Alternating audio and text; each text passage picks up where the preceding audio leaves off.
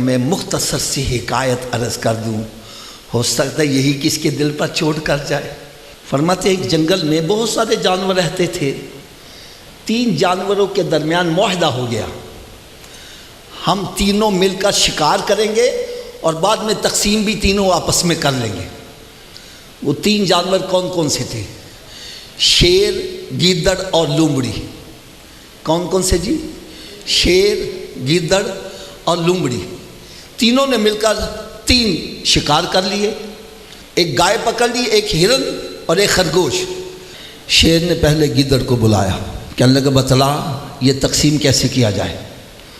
وہ کہنے لگا بادشاہ سلامت، یہ کوئی پوچھنے والی بات ہے، یہ تقسیم تو پہلے سے ہی ہوئی ہے۔ کہنے لگا کیا مقصد ہے تمہارا؟ کہنے لگا جی حصہ بقدر جسہ، جس بندے کا جتنا بڑا پیٹ ہے اس کو اتنا بڑا حصہ مل جائے۔ کہنا کیا مطلب ہے تیرا؟ کہنے لگا جی آپ سب سے بڑے ہیں، گائے آپ لے لیں، میں چھوٹا ہوں، ہرن مجھے مل جائے، اور لومڑی سب سے چھوٹی ہے تو خرگوش اس کو مل جائے۔ شیر کو یہ فیصلہ سن کے بڑا غصہ آیا، اس نے ایک تھپڑ زور سے مارا، اس کی ٹانگ ٹوٹ گئی۔ کہنے لگا بڑا آیا فیصلہ کرنے ہیں، لذیذ ہرن اپنے لیے رکھتا ہے اور بوڑھی گائے مجھے دیتا ہے، ابھی میں دیکھتا ہوں تیرے فیصلے کا۔ لو جی وہ تو ایک طرف بیٹھا رونے لگ پڑا۔ تھوڑی دیر کے بعد باری آئی لومڑی کی۔ شیر نے پوچھا بتلا یہ تقسیم کیسے کی جائے؟ وہ کہنے لگی بادشاہ سلامت یہ کو پوچھنے والی بات ہے، یہ تو تقسیم قدرتی ہوئی ہے۔ کہنے لگا کیا مطلب ہے تیرا؟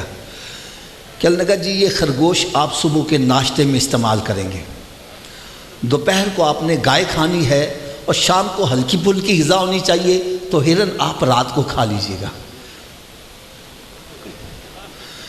وہ کہنے لگا میں نے تینوں کھا لیا تو تم کیا کھاؤ گے؟ وہ کہنے لگا جو آپ کا بچہ کھچا ہوگا وہ ہم کھا لیں گے۔ شیر سارا جانور نہیں کھاتا، تھوڑا کھا کے چھوڑ گا، کہنا آپ جب بچہ ہوگا نا وہ ہم کھا لیں گے۔ شیر یہ فیصلہ سن کے بڑا حیران ہوا، وہ لومڑی سے کہنے لگا لومڑی تجھے اتنی عقل کیسے آئی، اتنی مت کیسے آئی؟ وہ کہنے لگے جی گیدڑ کا انجام دیکھ کے مجھے خود ہی عقل آ گئی۔ میں نے سوچا گیدڑ کو ایک لگی اس کی ٹانگ ٹوٹی، مجھے ایک لگ گئی میری تو جان ہی جائے گی، اس کا انجام دیکھ کے مجھے خود ہی عقل آ گئی۔ ارے بظاہر تو یہ ہنسانے والی حکایت تھی، لیکن خدا کی قسم جب نتیجہ نکالا گیا، ارے اس پہ جتنا رویا جائے وہ کم ہے۔ وہ کیا ہے نتیجہ؟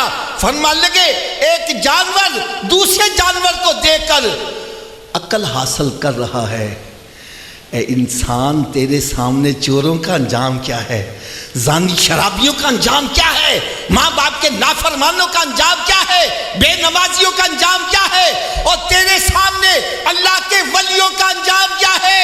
ارے تیرے سامنے اللہ تعالیٰ کے فرما بردار بندوں کا انجام کیا ہے؟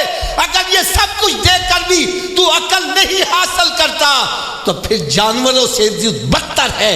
قرآن کہتے اولئک کالانعام بل ھم اضل، یہ چوپائے ہیں بلکہ چوپایوں سے بھی بدتر ہے۔